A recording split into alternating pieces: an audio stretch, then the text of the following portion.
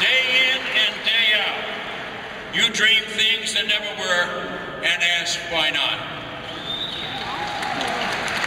It's a special honor to be here with you this year as you embark upon a new chapter to organize, mobilize, make your voice heard, and make a difference for the nation. As my brother Bobby told the students in South Africa on a visit there in 1966, each time a person stands up for an ideal, or acts to improve the lot of others, or strikes out against injustice, he sends forth a tiny ripple of hope, and crossing each other from a million different centers of energy and daring, those ripples build a current that can sweep down the mightiest walls of oppression and resistance.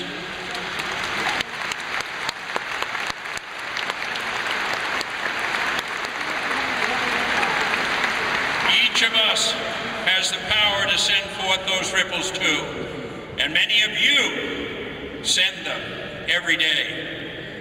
You do it each time you help a student learn to read. Each time you speak out for increased resources for poor students. Each time you organize with fellow union members to improve our education system and our nation. You do it every day. Throughout our history, we've been blessed that men and women of conscience, ability, and vision have responded to the nation's call in times of need. Countless leaders have inspired us with their leadership and devotion to public service. In 1837, the father of public education in Massachusetts, Horace Mann, campaigned relentlessly for the support and the improvement in public education. He reminded us that free and public schools were critical to our future. He brought intense public attention to inferior conditions in our schools. He fought to double the wages of teachers, improve textbooks, and build 50 new secondary schools across our Commonwealth.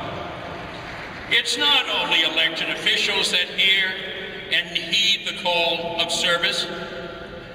As a young student, John Lewis began his fight for civil rights with sit-ins, to integrate lunch counters and freedom rides, to desegregate interstate buses. And as the world watched, he and other peaceful marchers were beaten at the Edmund Pettus Bridge, and his courage and landmark sparked the movement that led in 1965 to the enactment of the landmark Voting Rights Act.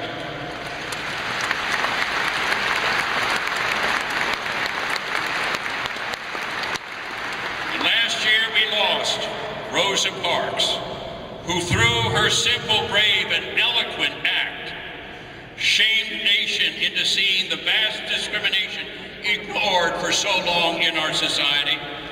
Without her act of civil disobedience, how much longer might we have waited for the spark of conscience to ignite the determination of millions of Americans to begin demanding change? When I look back over my years in the Senate, I'm amazed at the progress we've made on issues of social justice, economic opportunity, and basic fairness, and it gives me hope for our future. When I first came to the Senate in 1962, nearly half of our senior citizens lived in poverty and ill health. Ingrained systems of segregation and separate and unequal classrooms still left many relegated to second-class citizenship. The idea that handicapped children could lead full and independent lives was little more than a fantasy.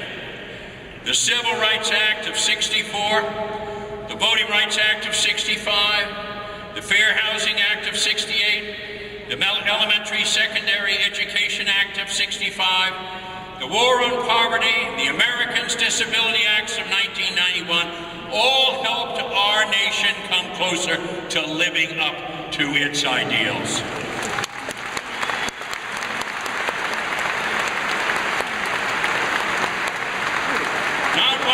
these accomplishments was easy, and each required the sustained commitment of private citizens and elected officials to overcome entrenched opposition.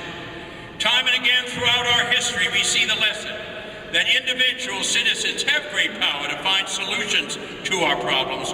All they have to do is try.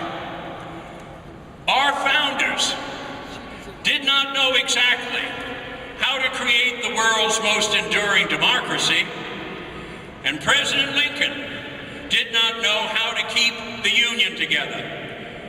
President Roosevelt did not have a handbook for pulling our nation out of the Depression.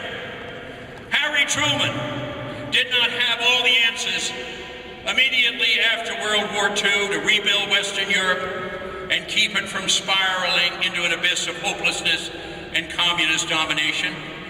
But at each of these critical times, when they did have, was Americans ready, willing, and able to serve their fellow citizens and reach out to others in troubled times.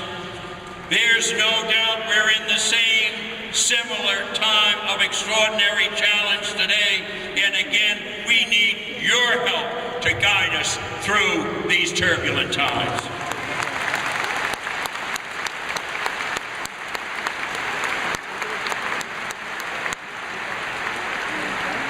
Today, our nation faces threats to our security unlike any others that we faced before. Our world has been transformed after September 11th by the realization that we face many unpredictable dangers from many unseen forces. Our men and women in uniform in Iraq and Afghanistan face mortal danger on a daily basis. Here at home, we're faced with an equally daunting challenge of ensuring that each of our citizens has the opportunity to achieve the American dream and to live that dream in the face of a new economy and global challenges. The fiercely new competitive world we find ourselves in is taking its toll on middle-class Americans.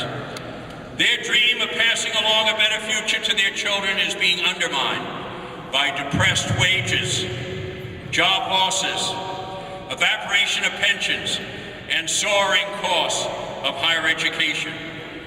And are we going to do what it takes to give our people the power to succeed in the skills-intensive industry of the new global economy? Or are we going to make them fend for themselves and watch America's economic might wane? As in other challenges, we don't have all the answers, but we know a few prudent steps that we can take immediately. We can begin by investing in and strengthening education as a key strategy to advancing the American dream.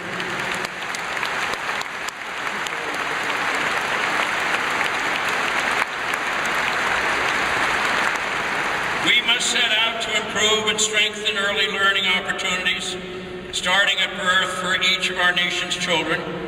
We must remove the economic barrier to higher education. Our very security is at stake, and we cannot permit the cost of college to be a barrier to achievement any longer. And we must solve the festering crisis in teacher recruitment and retention, and improve opportunities for the nation's teachers.